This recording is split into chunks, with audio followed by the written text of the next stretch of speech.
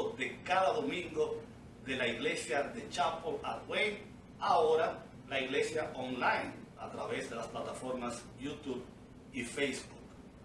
Si usted nos visita por primera vez, esta es la primera vez que está viendo uno de nuestros servicios y usted quiere más información sobre la iglesia, haga un search en la búsqueda de YouTube o Facebook, ponga The Chapel at Wayne en español.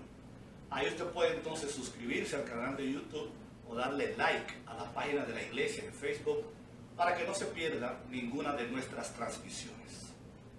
Si usted quiere más información sobre la iglesia, también usted puede ir a nuestra página web de chapel.org.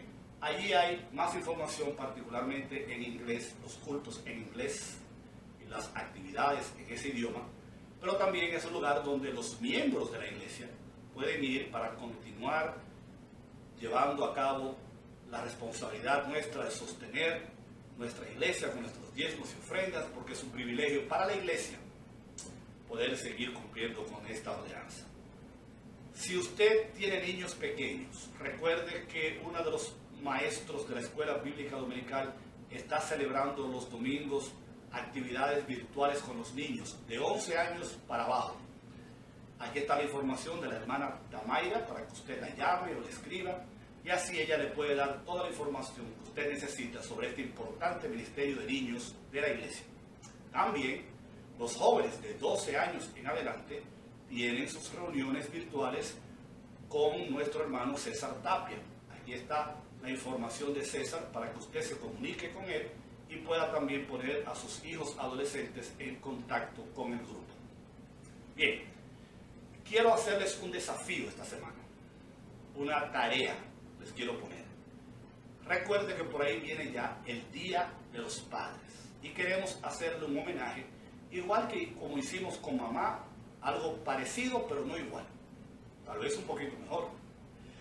Esta es la tarea. Tome su teléfono con cámara y sorprenda a papá en la casa haciendo alguna tarea, lavando los platos, haciendo el laundry, cocinando, jugando con los niños, leyendo la Biblia, orando. Pero lo más importante es, tiene que ser algo que él no se dé cuenta que usted lo grabó, o por lo menos que sea espontáneo. No queremos actores, no queremos padres que nunca han lavado los platos, que se pongan a lavar los platos para salir en el video. No, señor. Y usted nos envía ese video corto, menos de 10 segundos, por favor. Y también usted puede acompañarlo con un saludo. Happy Father's Day. De parte de los hijos, de parte de los nietos. La segunda parte de la tarea es que usted puede enviarnos ese video o también nos puede enviar una foto de 20 o 30 años atrás de papá o de abuelo. Y una foto reciente para que veamos la diferencia. Una foto como esta. Ese es el pastor cuando estaba en secundaria, high school. ¿Por qué se ríen? No se rían. Esa es la idea. La idea es hacer algo jocoso, ya sea el video o la foto de antes y después.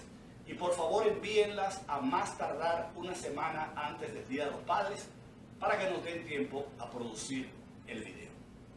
Por último, no se olvide que el lunes, buscando su rostro con el pastor a través de Facebook Live a las 2 de la tarde, viernes otra vez a las 8 de la noche y los miércoles el pastor Scott y su esposa con los grupos pequeños virtuales a las 8 de la noche, todo a través de Facebook Live. Ahora sí, póngase de pie, anímese, que vamos a alabar el nombre de Dios.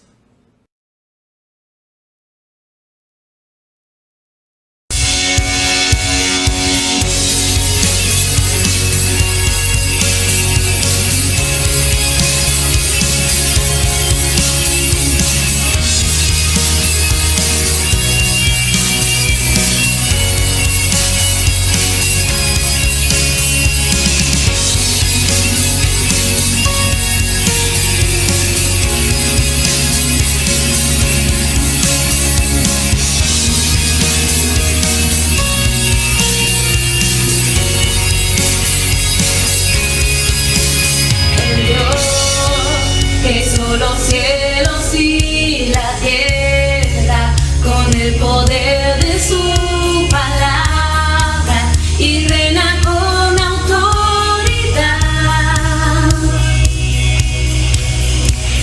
Dios que aún los vientos le obedecen, una palabra suficiente para los muertos levantar. Nadie es como Él, oh gran Dios soy. Tú eres el Dios que adoramos, todopoderoso y soberano, grande en misericordia y poder para salvar. Tú eres el Dios que adoramos, quien derrotó la muerte y el pecado, glorioso Redentor y Rey, te adoramos.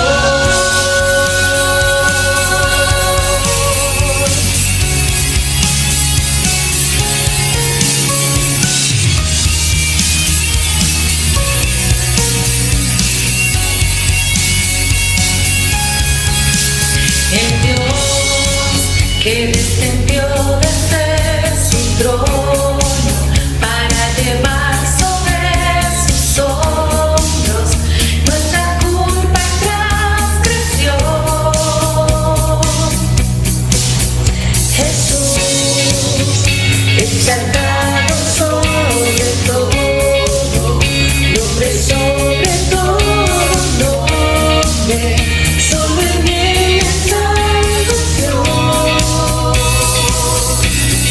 Nadie es como Él, oh gran Dios soy. Tú eres el Dios que adoramos, todopoderoso y soberano, grande en misericordia y poder para salvar. Tú eres el Dios que adoramos, quien derrotó la muerte y el pecado, glorioso Redentor y Rey, te adoramos.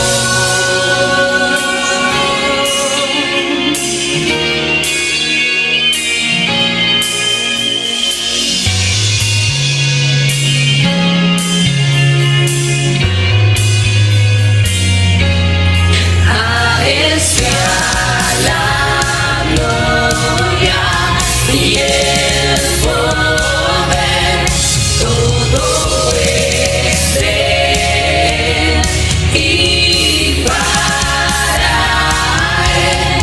A Él sea la gloria y el poder, todo es de Él y para Él. Tú eres el Dios que adoramos, todopoderoso y soberano, grande en misericordia y poder para salvar. Tú eres el Dios que adoramos, quien derrotó la muerte y el pecado, glorioso Redentor y Rey, te adoramos.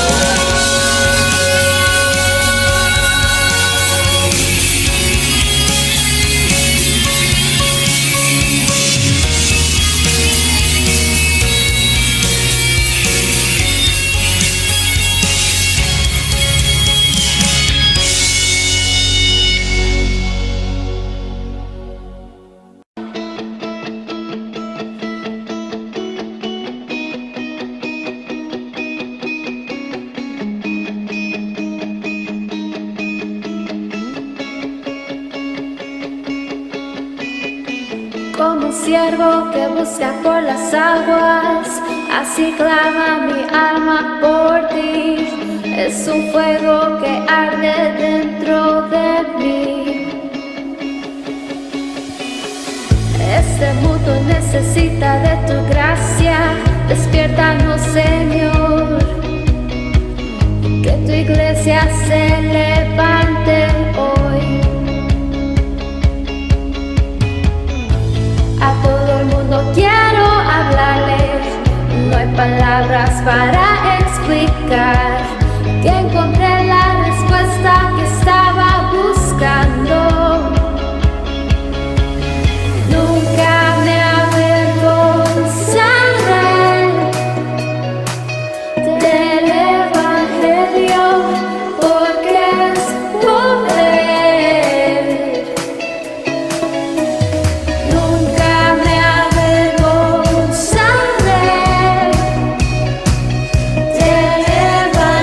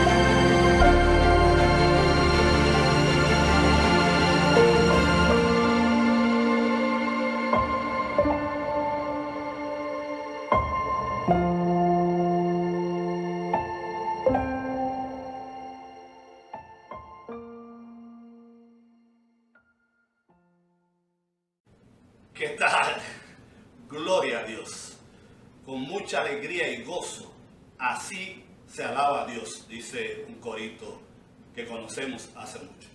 Gloria a Dios, bendito sea el nombre del Señor. Qué bueno es poder alabar su nombre, rendirle culto en el día de hoy. Por supuesto, como es parte de nuestro servicio, ha llegado el momento de la predicación de la palabra, comenzando con la lectura de la Biblia, la palabra de Dios, que en el día de hoy se encuentra la lectura nuestra en el libro de Jeremías, capítulo 29. Jeremías es uno de los profetas mayores y también llamado el profeta llorón por sus quejidos ante Dios por los pecados del pueblo.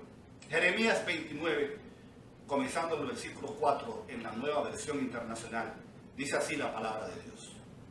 Así dice el Señor Todopoderoso, el Dios de Israel, a todos los que he deportado de Jerusalén a Babilonia. Construyan casas y habítenlas, planten huertos y coman de su fruto, cásense y tengan hijos e hijas, y casen a sus hijos e hijas, para que a su vez ellos les den nietos. Multiplíquense allá y no disminuyan. Además, busquen el bienestar de la ciudad a donde los he deportado y pidan al Señor por ella, porque el bienestar de ustedes depende del bienestar de la ciudad. Vamos a orar.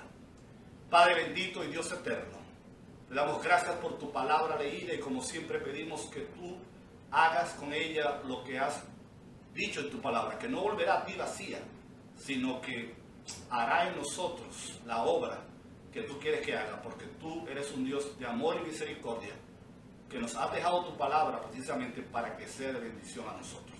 Usa este mensaje, esta palabra tuya en el día de hoy, para impactar vidas, en el nombre de Jesús. Amén. En el día de hoy, muchas personas están utilizando el término volver a la normalidad. Y yo quisiera que pensáramos unos minutos en esta introducción del mensaje, que ¿cuándo estamos nosotros esperando o cuándo cree usted que sucederá esta vuelta a la normalidad de que estamos hablando? Recientemente nuestro campus en Lincoln Park llevó a cabo un survey, una encuesta, y tenemos los resultados donde las personas están en diferentes posiciones en lo que tiene que ver con el reencuentro, el regreso al templo, parte de lo que es el regreso a la normalidad. La mitad no quieren todavía volver hasta que no estén todos seguros, otra mitad están, como dicen en mi país, locos por que esto termine y que podamos volver a la normalidad, como hemos dicho. Y la pregunta es, ¿cuál es nuestra motivación? ¿Qué lo motiva a usted, si es el caso suyo, esta vuelta a la normalidad? Pero más importante todavía es, ¿qué cosa significa volver a la normalidad? ¿Qué es normal para usted? ¿A dónde está usted queriendo, y yo también, por supuesto, el país y el mundo? ¿A qué tipo de normalidad queremos regresar? Y eso me hace pensar, por supuesto, basado en el pasaje que acabamos de leer, del cual vamos a estar hablando en el día de hoy. Vamos a comparar, como siempre lo hacemos, porque las enseñanzas que encontramos en la palabra de Dios aplican a toda generación y a toda circunstancia. Recordar el famoso ejemplo que siempre aplica a todo cuando Israel sale de Egipto, está en el desierto, en una nueva realidad, algo que no era lo normal. Ellos duraron 400 años en una normalidad y ahora están en una situación diferente. Y por supuesto se quejan cuando el camino se pone difícil, se quejan contra Moisés, se quejan contra Dios. Y básicamente ellos lo que estaban diciendo es, queremos volver a la normalidad donde estábamos antes. No nos gusta este desierto, no nos gusta esta carestía, no nos gusta estar comiendo la misma comida todos los días, no nos gusta estar encerrados, no nos gusta estar distanciados socialmente, no nos gusta la realidad que estamos viviendo ahora, quisiéramos volver a la realidad anterior, lo que estamos llamando la normalidad antigua. Pero yo creo que usted debe estar de acuerdo conmigo que cuando el pueblo de Israel se expresa de esta manera, ignoraban, usted y yo lo sabemos porque ya tenemos la historia de cómo terminó, pero en ese momento ellos ignoraban que la realidad a la que ellos estaban acostumbrados, el pasado, la normalidad de la esclavitud, era algo terrible a lo cual Dios no quería que ellos volvieran. Dios sabía que por un tiempecito la situación iba a estar difícil, pero el futuro, lo que estaba por delante del pueblo de Israel, la nueva normalidad, la nueva realidad que ellos iban a vivir, iba a ser mucho más brillante, mucho mejor, mucho más extraordinaria que la normalidad a la que ellos estaban acostumbrados. Por lo tanto, el pueblo no debió decir, queremos volver atrás a Egipto.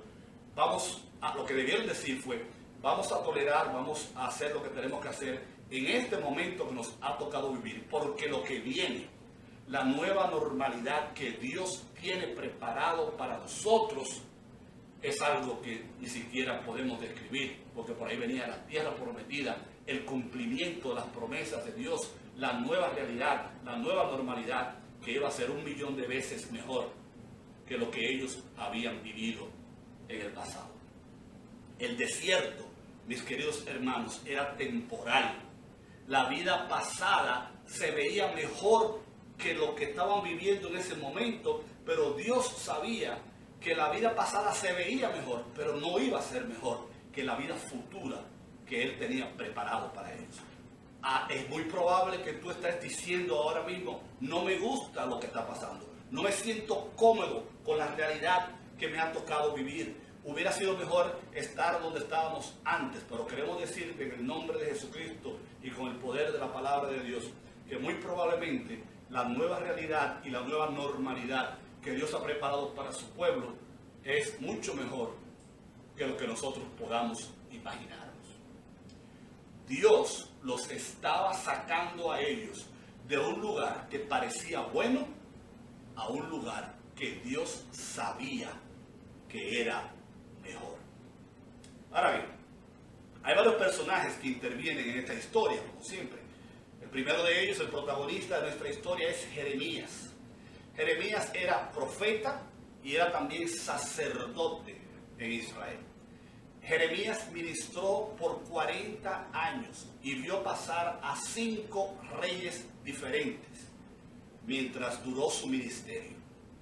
Como dije ya hace un rato, es llamado el profeta llorón por la manera en que él se expresaba llorando delante de Dios por los pecados del pueblo. Los otros personajes que son introducidos en la historia son los babilonios, un imperio despiadado, maluco, como dicen en algunos países, gente mala.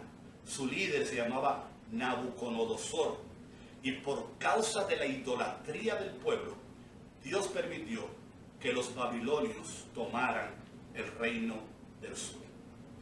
Si ustedes recuerdan, cuando leen su Biblia, durante el periodo de Saúl, David, Salomón, el reino se mantuvo unido. Pero a la muerte de Salomón sucede que el imperio se dividió en 2. 10 tribus en el norte, llamadas Israel, con su capital Samaria, y 2 tribus en el sur, llamado Judá, con su capital Jerusalén. Pero lo que va a suceder es, parte de la trágica historia del pueblo, es que en el año 722 a.C., la nación de Asiria va a atacar el reino del norte y se va a convertir eventualmente en las desaparecidas 10 tribus de Israel. Parecía como si aquello hubiera sido malo, pero se pondría peor, porque 100 años después va a suceder y va a dar contexto al pasaje que estamos comentando el día de hoy. 100 años después, los babilonios van a atacar el reino del sur, que es el contexto donde Jeremías se desarrolla, van a tomar la ciudad de Jerusalén, van a tomar cautivos, van a destruir las murallas, el templo, y esto va a suceder en 3 ataques diferentes que se perpetuaron por 19 años. 19 años duraron los babilonios atacando el reino del sur. El primer ataque sucedió en el año 605 a.C., cuando Jeremías había pasado 23 años advirtiéndole al pueblo acerca del juicio de Dios. Los babilonios van a venir, van a atacar, van a tomar prisionero al rey Joaquín, se lo van a llevar preso. Es allí donde aparece Daniel, que es llevado cautivo a Babilonia. Es allí donde aparecen los amigos de Daniel, que también son llevados al exilio. Más tarde, 8 años después, en el año 597 a.C., todas las personas del reino, con excepción de los pobres, fueron llevados de Jerusalén a Babilonia. Todo el oro de la ciudad fue llevado, y es allí donde aparece Ezequiel, que también es llevado al exilio, el profeta Ezequiel. Finalmente, el tercer ataque va a suceder en el año 586 a.C., 11 años más tarde. Los babilonios van a venir, van a destruir la ciudad, van a destruir los muros de Jerusalén, van a destruir el templo, van a acabar con todo, y pasarán años hasta que después van a aparecer Nehemías y Esdras, que se van a encargar de reconstruir los muros de la ciudad y también el templo. Jeremías estaba vivo y es uno de los que aparecen en el segundo ataque, en el periodo del segundo ataque, en el año 597 más o menos. Y estando en Jerusalén, Jeremías le va a enviar una carta, una misiva, que es parte del libro que estamos considerando hoy, diciéndole a la gente que está cautiva en Babilonia el mensaje que Dios les estaba comunicando, el mensaje que Dios nos comunica a nosotros, porque vamos a hacer un paralelo, empezando ya aquí. Aquellos que estaban en el exilio comenzaron a vivir una realidad diferente a la que estaban acostumbrados. Usted y yo estamos viviendo una realidad diferente a la que estamos acostumbrados. Ellos habían sido movidos de sus cuartos, de sus escuelas, de sus familias, de sus lugares de trabajo, de sus casas, de sus barrios, de sus ciudades, a un pueblo nuevo, a un imperio nuevo, a una lengua nueva, a una cultura nueva, a un tipo de comida diferente. Y no se puede discutir que para esta gente la vida les había cambiado para mal. ¿Acaso no es algo parecido lo que estamos viviendo nosotros en el día de hoy? Hemos sido sacados de nuestras escuelas, hemos sido sacados de nuestros trabajos, hemos sido sacados de nuestro jangueo con nuestros amigos, y estamos viviendo una realidad a la que no estábamos acostumbrados y que necesariamente no nos gusta. Pero el punto aquí no es pensar como el pueblo de Israel, si pudiéramos volver a donde estábamos antes, porque muy probablemente a donde tú estabas antes no es el mejor lugar para ti. El mejor lugar para ti y para mí es el lugar a donde Dios nos quiere llevar. Es el lugar que va a venir después que pasemos el exilio. Es el lugar que va a venir después que nosotros pasemos el desierto por el cual estamos pasando, la experiencia que estamos viviendo. Nos estamos quedando en casa para que el virus no se riegue. No sabemos cuánto tiempo va a durar esto, y yo quiero que usted tenga en mente que esto es parte céntrica del mensaje que estamos queriendo predicar hoy. No sabemos nadie, absolutamente nadie en esta tierra, excepto Dios, sabe cuánto tiempo va a durar eso. Hay muchos allá afuera que pretenden o podrán decir que ellos saben, pero yo prefiero creer que nadie sabe, solamente Dios sabe. Pueden ser un par de semanas, puede ser un par de meses, puede ser un año. Lo único que yo sí sé es que va a durar el tiempo que Dios haya determinado que durará para beneficio de su pueblo. Amén. ¿Cuántos dicen amén? Y lo más importante, no va a depender de ti, ni va a depender de mí. No hay nada que nosotros podamos hacer para alterar esta realidad. Es increíble, ¿verdad?, que países tan poderosos como Estados Unidos y muchos países de Europa han sido paralizados por un virus extremadamente pequeño que ni siquiera se puede ver. No fueron las bombas atómicas, ni los tanques de guerra, ni los portaaviones, lo que uno pensaba que iba a ser lo que iba a causar el deterioro de la economía, de la política, de la sociedad mundial. No hay nada que nosotros podamos hacer para cambiar esta realidad. Estamos imposibilitados, powerless, sin poder controlar lo que nos sucede. Y es allí donde muchas veces Dios quiere a su pueblo, en una situación donde tengamos que levantar las manos y decir: Señor, solamente tú puedes ayudarnos ahora. A Dios le encanta ver a su pueblo en una posición donde nosotros entendamos que nuestra dependencia es única y exclusivamente de Dios. No importa cuándo se va a acabar la cuarentena, no hay manera de saberlo. No sabemos ni siquiera cuál va a ser la normalidad a la que Dios nos va a llevar. Fíjense que todavía el término normalidad es diferente para cada persona. Lo que es normal para una persona no es normal para otra. El hijo mío está viviendo una situación que yo diría que para él es la misma que él ha vivido todos los años que ha estado con nosotros, trancado en su cuarto, usando la computadora, saliendo a comer y a bañarse. O sea, para él esto no cambia prácticamente nada la realidad y la normalidad a la que él está acostumbrado. Para otros, el cambio ha sido de 180 grados. Cada vida es diferente. Para muchos, lo que es normal va a ser una cosa y para otros otra. Y lo importante, mis queridos hermanos, es que es importante saber que Dios nos está diciendo: está bien, no importa cuál es la normalidad tuya o cuál va a ser la realidad. Yo sé cuál es y yo sé cuál es la que a ti te conviene. Déjenme decirles algo. Se hizo un estudio en el año 2013 para determinar entre los norteamericanos quiénes eran pesimistas, optimistas o realistas. El 50% de los entrevistados dijo que ellos eran personas optimistas. Solamente el 4% de los entrevistados dijo que ellos eran pesimistas. El 43% dijo que ellos se encontraban en el medio. Yo entiendo, se puede entender por qué nosotros podemos ser optimistas por naturaleza y encontrarnos en situaciones donde somos inclinados a ser pesimistas.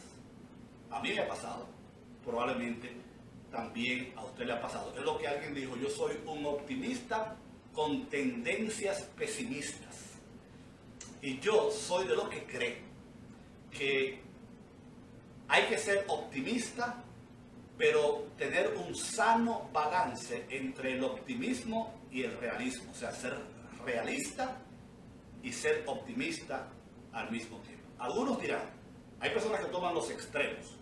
Hay personas que dicen: tenemos que ser optimistas y pensar que la fe es lo más importante, porque confunden la fe con algo que no lo es. Y tenemos que pensar que Dios nos va a proteger y que por eso no hay que salir. No importa si salimos a la calle, no importa si usamos máscara, no importa si abrimos las iglesias otra vez, porque hay que confiar en Dios, y se van a ese extremo. Y hay otros que se van al extremo del realismo diciendo: no, espérate, no podemos hacer esto. Entonces yo creo que hay que tener un sano balance, porque el hecho de que confiemos en Dios y tengamos fe no nos da licencia para ser irresponsables en nuestro comportamiento. No voy a pasar mucho tiempo hablando de eso, ustedes saben lo que yo quiero decir. Vamos a ver la diferencia que hay entre un optimista, un realista y un pesimista. Según el diccionario, Pesimismo, la definición de pesimismo, es una persona que tiene la tendencia a creer que solamente lo peor va a suceder en su vida. El pesimismo es pensamiento negativo. Es aquella persona que siempre ve el vaso mitad vacío. Es aquella persona que siempre cree que lo peor va a pasar. Que siempre cree que no importa lo que emprenda, va a fracasar.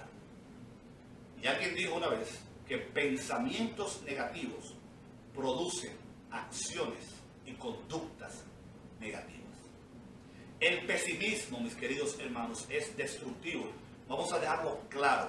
No debería haber espacio en un creyente para el pesimismo.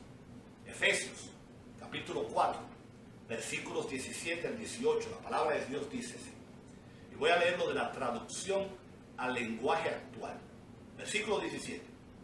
Ahora les pido, de parte del Señor Jesús, que ya no vivan como los que no conocen a Dios, pues ellos viven de acuerdo con sus tontas ideas. Son gente ignorante, no lo digo yo, lo dice la Biblia. Versículo 18. Son gente ignorante y terca, que no entiende nada, y por eso no disfruta la vida que Dios da. El pesimismo no puede tener espacio en la vida de un creyente. Ahora, ¿qué es el optimismo? Según el diccionario, otra vez, una persona optimista es aquella que siempre está confiada de que el futuro es provisorio. El pesimista mira una situación en desesperanza, el optimista ve la misma situación, pero lo ve con fe y con esperanza. Romanos capítulo 12, versículo 2. Voy a leer de nuevo en la traducción al lenguaje actual. Y no vivan ya como vive todo el mundo. Al contrario, cambien de manera de pensar, de manera de ser y de manera de pensar. Así podrán saber qué es lo que Dios quiere, es decir, todo lo que es bueno, agradable y perfecto. Ser optimista no significa que no vamos a experimentar pensamientos negativos. Creo que lo dije ya. A mí me pasa cada rato, me pasan pensamientos negativos por la mente y yo me los sacudo. Alguien dijo que nosotros no podemos evitar que los pensamientos negativos vengan a nuestra vida, pero podemos evitar que ellos renten un cuarto en nuestra mente.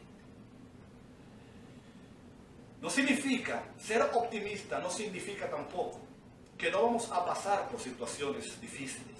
En el Salmo 13:12, que lo consideramos ya hace un par de semanas, David le va a preguntar a Dios, ¿hasta cuándo, Señor? Y hoy en día hay mucha gente haciéndose la misma pregunta, ¿hasta cuándo? Pensamientos positivos se convierten también en acciones y conductas positivas. Finalmente está el realismo, las personas realistas. A lo mejor usted ha escuchado a alguien decir, yo no soy ni optimista, ni pesimista, yo soy realista. ¿Qué es ser realista? Ser realista es aceptar una situación tal y como es y prepararse para lidiar con esa situación de la manera adecuada. Es un acercamiento aceptable, incluso para el cristiano. Pero fíjense, el optimista, ser optimista cuando se tiene que ver con realista, no significa poner la cabeza en las nubes o meter la cabeza en un hoyo e ignorar la realidad alrededor nuestro. Tampoco en lo que tiene que ver con realismo podemos ser negativos, pesimistas y creer que ya el mundo se acabó, que ya no hay esperanza, porque la realidad que estamos viviendo no puede ser cambiada. El realista no necesariamente piensa lo peor ni lo mejor. Piensa y analiza cuál es la situación, cuál es la realidad, cuáles son los hechos de lo que estamos viviendo. Y el optimismo entra y dice, la cosa está mala, pero en el nombre del Señor se puede poner mejor. Si lo que estamos viviendo el parte del plan de Dios, sabemos que no vamos a terminar aquí, que vamos a cruzar el desierto como lo cruzó el pueblo de Israel, que vamos a llegar a la tierra prometida, que Dios va a cumplir su propósito con nosotros y que la realidad nueva y la nueva normalidad a la cual Dios nos está conduciendo es parte de un plan universal y grandioso para bendecir la vida tuya y la vida mía. Por eso insisto, debe haber una sana combinación entre la fe y el sentido común. Debe haber una sana combinación entre el optimismo y el realismo. Ahora, volviendo a nuestro texto, Jeremías capítulo 29. Déjenme leerles los versículos 4 al 13 otra vez. Así dice el Señor Todopoderoso, el Dios de Israel, a todos los que he deportado de Jerusalén a Babilonia, y vaya aplicando ahí, a todos los que están viviendo la cuarentena en sus casas. Construyan casas y habítenlas, planten huertos y coman de su fruto, cásense y tengan hijos e hijas, y casen a sus hijos e hijas, para que a su vez ellos les den nietos. Multiplíquense allá, prosperen, no disminuyan. Además, versículo 7, que le da título a nuestro mensaje hoy, busquen el bienestar de la ciudad. En la Reina Valera, si no me equivoco, dicen, busquen la paz y el bienestar de la ciudad, a donde yo los he deportado. Y pidan al Señor por ella, porque el bienestar de ustedes depende del bienestar de la ciudad. Versículo 8 de Jeremías 29. Así dice el Señor Todopoderoso, el Dios de Israel. No se dejen engañar por los profetas ni por los adivinos que están entre ustedes. No hagan caso de los sueños que ellos tienen. Lo que ellos les profetizan en mi nombre es una mentira. Yo no los he enviado, afirma el Señor. Y ahora fíjense en el versículo 10. Así dice el Señor, cuando a Babilonia se le hayan cumplido los 70 años, yo los visitaré y haré honor a mi promesa en favor de ustedes y los haré volver de este lugar. El cautiverio, la nueva normalidad, la nueva realidad, la nueva situación para el pueblo iba a durar 70 años. Yo sé que usted está ahora mismo siendo pastor, pero no, eso no es lo que yo quería escuchar en el día de hoy. Créame, mis queridos hermanos, yo no creo que nuestra cautividad, que nuestro exilio, que nuestro desierto va a durar 70 años. Denme un segundo que lo vamos a poner en perspectiva, ¿ok? Lo importante entender aquí es la enseñanza. El pueblo que es transportado esclavo, exiliado a Babilonia, tenía la esperanza de que esa situación iba a terminar pronto. Y comenzaron a darle oído a falsos profetas que comenzaron a predicarle lo que ellos querían oír. ¿Me están entendiendo? No es que lo que ellos deseaban fuera malo, porque nosotros también estamos deseando, y yo soy uno de los que estoy orando, Señor, acorta los días. No tiene nada de malo. Pero no podemos darle oídos a falsos profetas que nos quieren predicar lo que nosotros queremos oír. ¿Cuánto tiempo va a durar nuestra presente realidad? Solamente Dios lo sabe.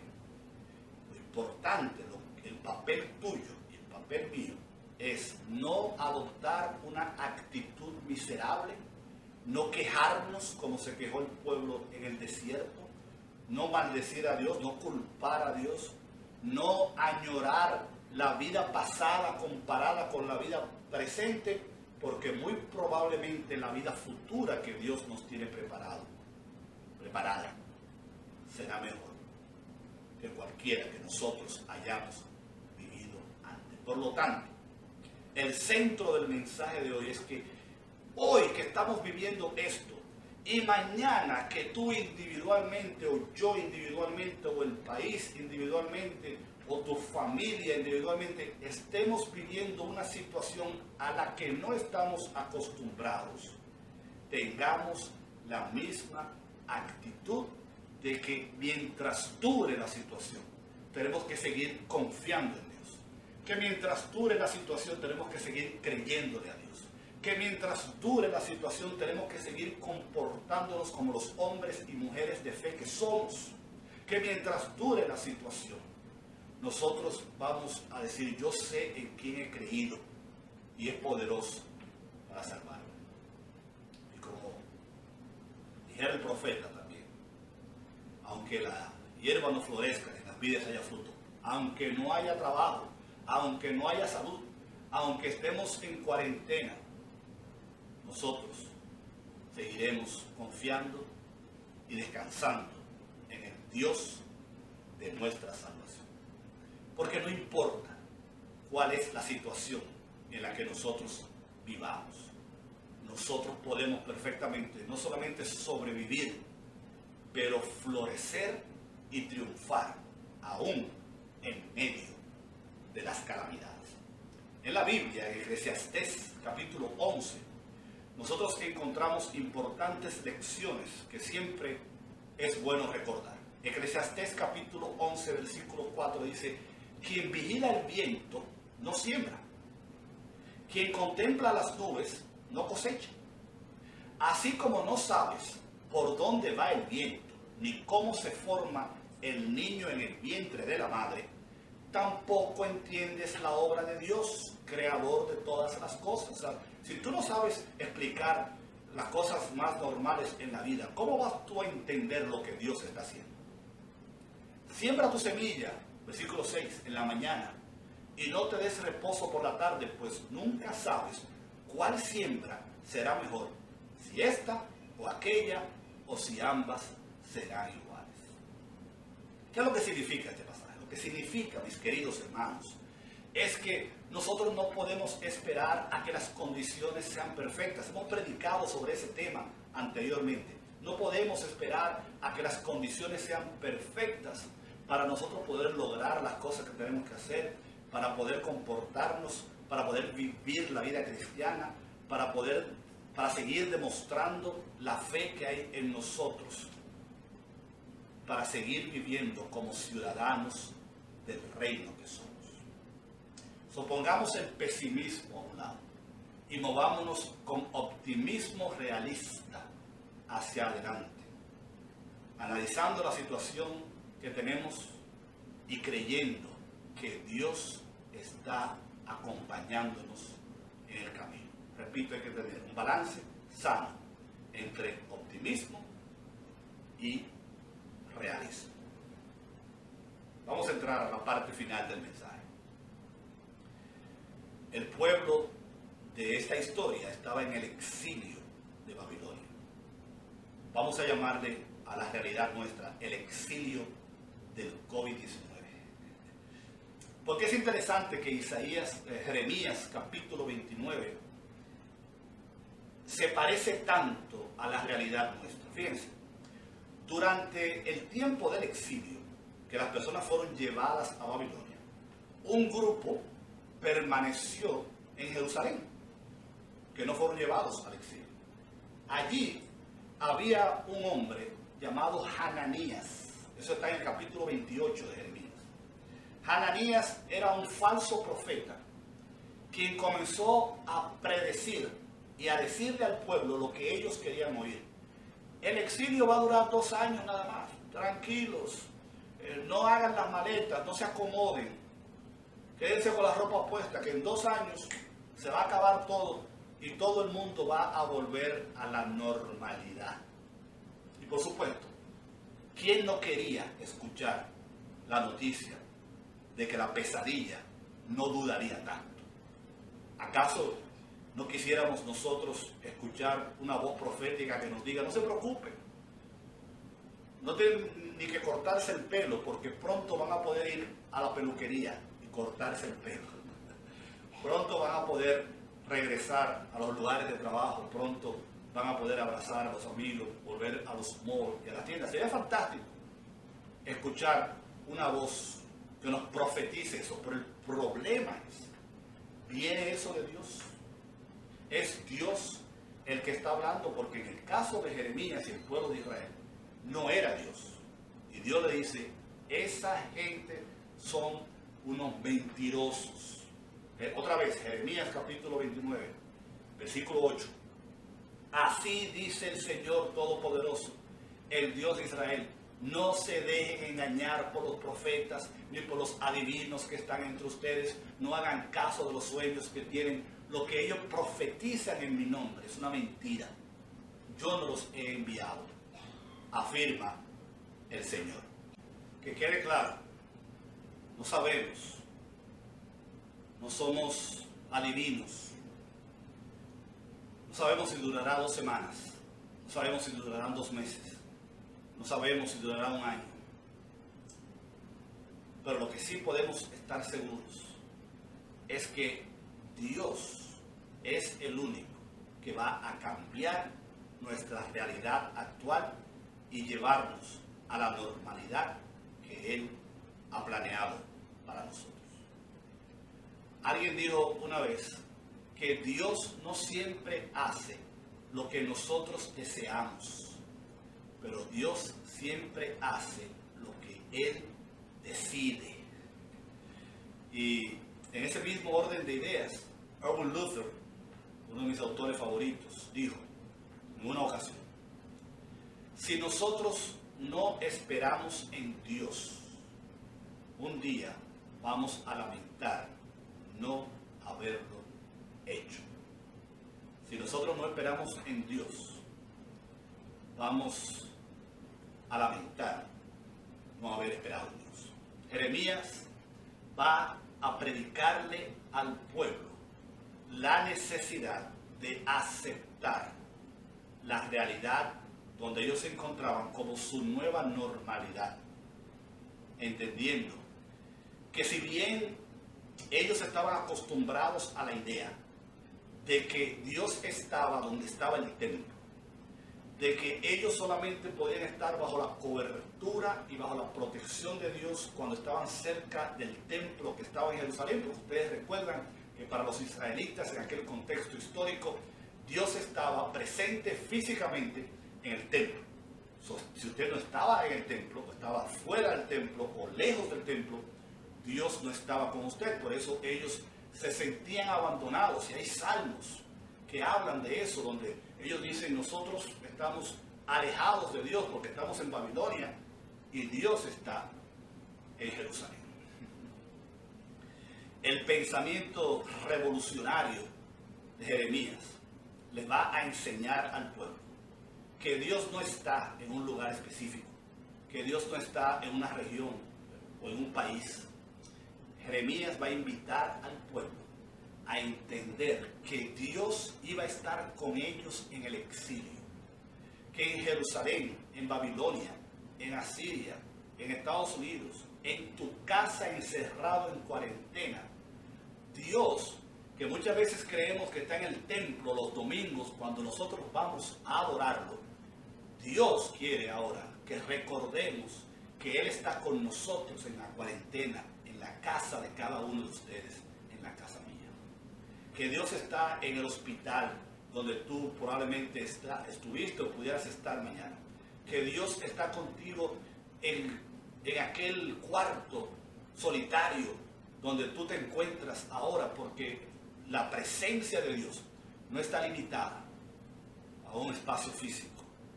Dios está donde los creyentes que creen en Él buscan de su presencia. Cuando Jeremías le dice al pueblo, construyan casas, cásense, acomódense, que esto va para largo. Hermanos, no es mi mensaje decirles a ustedes que esto va para largo, porque yo no sé. Y yo soy uno de los que creen, o mejor dicho, uno de los que espera que no sea demasiado largo. Yo estoy con ustedes, estamos orando por eso. Pero Jeremías, cuando él le dice al pueblo, cásense, hagan fiesta, pongan negocios, pongan una bodeguita en la esquina, un salón de belleza, acomódense. Jeremías 29:7. Busquen el bienestar de la ciudad a donde los he deportado y pidan al Señor por ella, porque el bienestar de ustedes depende del bienestar de la ciudad. En el hebreo, la palabra es busquen la paz de la ciudad y aparece 3 veces en este pasaje. Shalom, paz, llenura, cobertura, presencia, bienestar que solamente puede ser provisto cuando la presencia de Dios está entre nosotros. Dios, ya dijimos, no está en un lugar particular. Dios no está en una situación particular. Oh, Dios estaba con nosotros antes del COVID-19 y ahora no está con nosotros. Mentira del diablo. Sí, Dios estaba con nosotros antes.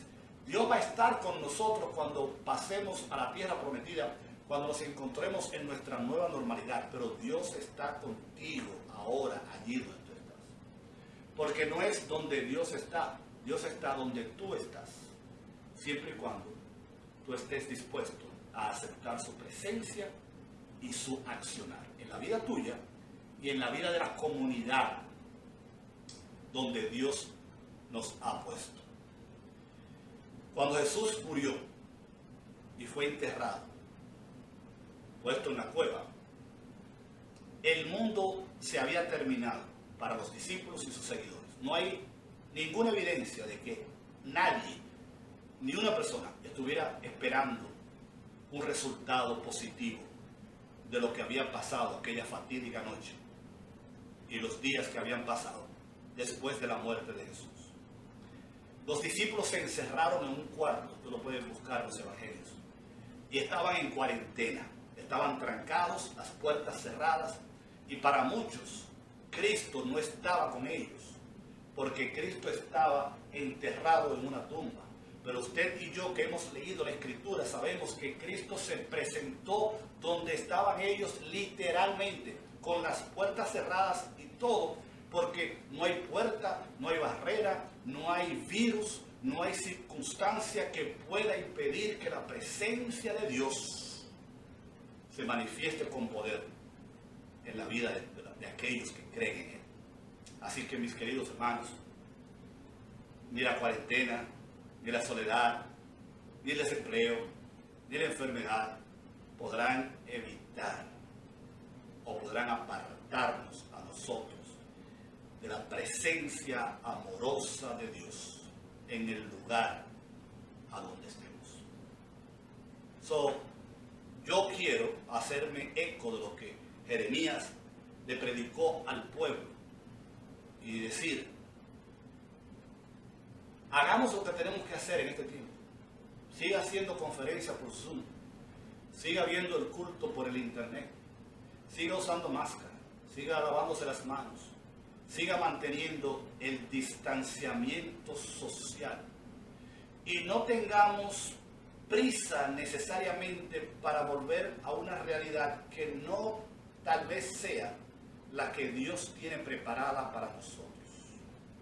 Porque lo importante, lo más grande que puede suceder, que te puede suceder a ti y que me puede suceder a mí, es que en medio de la pandemia, en medio de nuestra nueva realidad, nosotros sigamos extendiendo una mano amiga, orando por los que necesitan apoyo espiritual y emocional, dándole un plato de comida al que lo necesita, asistiendo de alguna manera como podamos a los demás, comunicándonos a través de las redes sociales y los teléfonos celulares, viviendo la vida cristiana, manteniendo el juicio y el sentido común, pero sabiendo que no hay virus que pueda detener el plan de Dios para su iglesia y, por supuesto, también para el mundo. Estoy terminando. Un autor que leía dijo lo siguiente: La idea del exilio me ha intrigado por algún tiempo. Es un tema que la mayoría de las personas encuentran intrigante y a la vez aterrador. Es un tema que se ha usado en las películas, por ejemplo, Tom Hanks en Castaway, donde su avión se estrelló, se quedó solitario en una isla y su único amigo era una pelota llamada Wilson. También está la historia de un hombre en una película que se llama Unbroken. Yo vi ese documental, by the way, interesantísimo.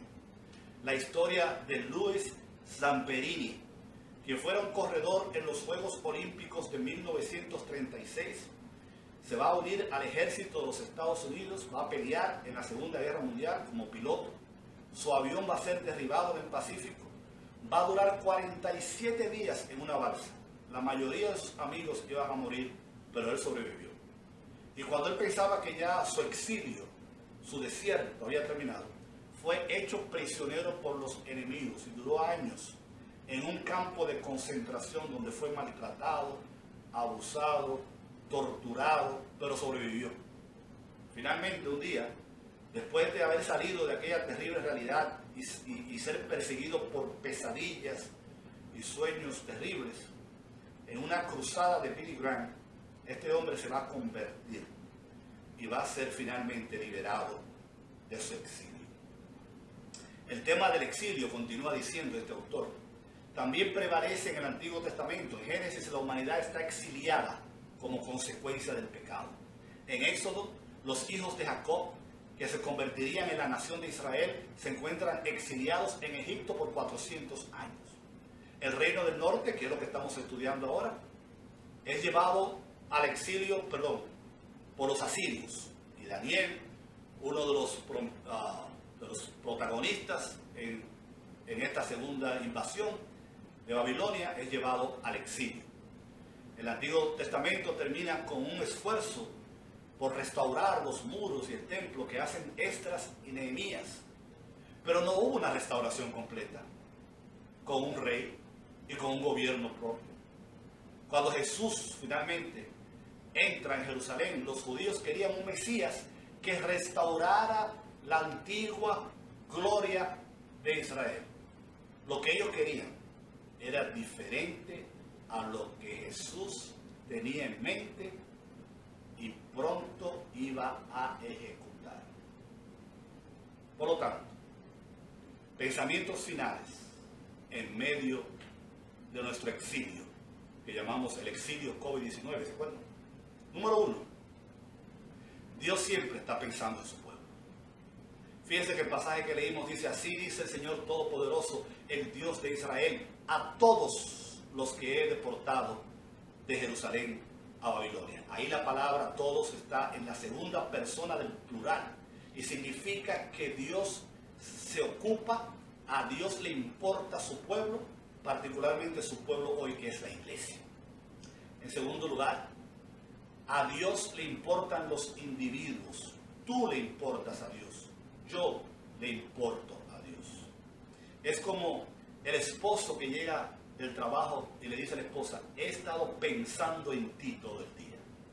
Dios piensa, queridos hermanos, en nosotros todo el tiempo. ¿Cuántos dicen amén? La Biblia, el famoso pasaje de Mateo 10, 29 en adelante, la palabra de Dios va a decir: si Él cuida de las aves, Él cuidará también de ti.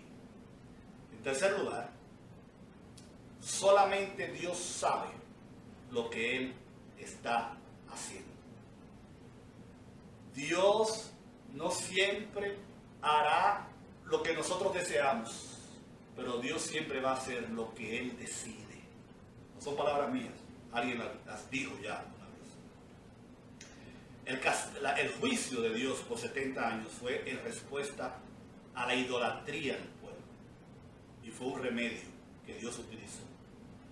Y a pesar de que el pueblo no sabía por qué, ni por cuánto, ni por cuándo, Dios sabía lo que estaba haciendo. En cuarto lugar, Dios tiene un plan y un deseo de bienestar para nosotros.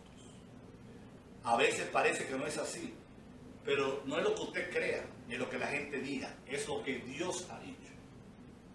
En Génesis capítulo 50, cuando Jacob es finalmente reunido con sus hermanos, ustedes recuerdan que él le dijo, ustedes pensaron hacer esto con malas intenciones, pero Dios tenía un plan.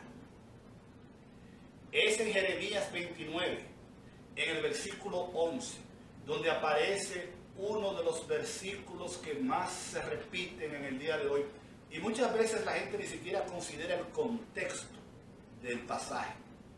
Solamente se acuerdan del versículo, no se acuerdan por qué dijo Dios esas palabras. Jeremías 29:11. Porque yo sé muy bien los planes que tengo para ustedes, afirma el Señor. Planes de bienestar y no de calamidad, a fin de darles un futuro y una esperanza. Así que cuando tú te estés preguntando por qué, hasta cuándo, cómo es posible, Señor, qué es lo que está pasando, tú nos estás castigando, esto es juicio contra nosotros. Recuerda que el pueblo de Israel en el exilio probablemente pensaba de la misma manera, y Dios les dice, y nos dice a nosotros hoy, yo sé muy bien los planes que tengo para ustedes. No son planes malos, no son planes de calamidad, son planes de bienestar para darnos una esperanza. Número 5.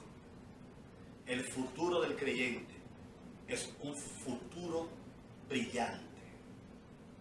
La palabra bienestar, la palabra hebrea, significa darnos un final feliz. Filipenses 1, capítulo 6 dice, el que comenzó en vosotros la buena obra, la va a terminar. Finalmente, en 6.6, nosotros, dice ahí la Biblia, tenemos que buscar a Dios de todo corazón. Fíjense que hay una conexión entre el versículo 10, 11 y 12. Las promesas de Dios, el plan de Dios se va a cumplir cuando nosotros lo busquemos de todo corazón. Versículo 12. Entonces ustedes me invocarán y vendrán a suplicarme y yo lo voy a echar fuera.